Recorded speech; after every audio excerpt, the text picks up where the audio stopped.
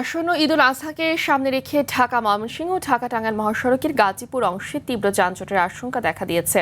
বিশেষ করে মহাসড়কের 8টি গুরুত্বপূর্ণ পয়েন্টে ঈদ যাত্রায় ভোগান্তি বাড়তে পারে বলে ধারণা করা হচ্ছে।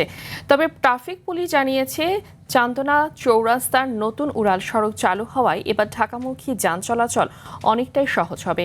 গাজীপুর থেকে আজহারুল হকের পাঠানো তথ্যচিত্রে জানাচ্ছেন লিওন আজাদ। প্রতি ঈদেই রাজধানী ছাড়ার প্রধান প্রবেশদ্বার গাজীপুরের মহাসড়কগুলো যেন হয়ে ওঠে এক একটি ভোগান্তির নাম। এবারও ঈদ যাত্রায় ঢাকা ময়মনসিংহ মহাসড়কের 6টি এবং ঢাকা টাঙ্গাইল মহাসড়কের 2টি পয়েন্টে তীব্র যানজটের আশঙ্কা করা হচ্ছে।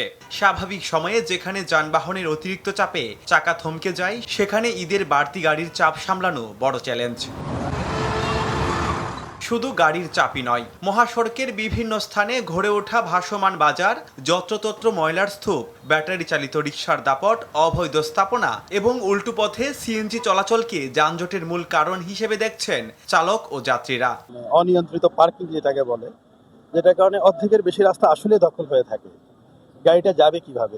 ঢাকা ঢুকতে মনে করি 10 ঘন্টা 11 ঘন্টা লাগিয়ে যায়। রাস্তার সাইডে দেওয়া বাজার, ঠিক আছে, কাঁচামালের বাজার, ফুটপাতে অটো, এগুলার লেগে গাড়িগুলি চালায় শান্তি পাওয়া যায় না। নিজেও যাইবো না, আরেকজনও যাইবার দিব না, উড়াউড়ি পারাপারি। এই জন্য আমরা নিজেরাই দায়ী মনে করি। তবে এবারের ঈদ যাত্রার কিছুটা স্বস্তির সুবাতাস দিচ্ছে চান্দনা চৌরাস্তার নতুন উড়াল সড়ক। প্রশাসন বলছে, মহাসড়ক সচল রাখতে ফুটপাত ও অবৈধ স্থাপনা উচ্ছেদে বিশেষ অভিযান শুরু করেছে ট্রাফিক পুলিশ। লক্ষ্যচকর এবং অটো রিক্সা আমরা এটা কঠোরভাবে আমরা নিয়ন্ত্রণ করব।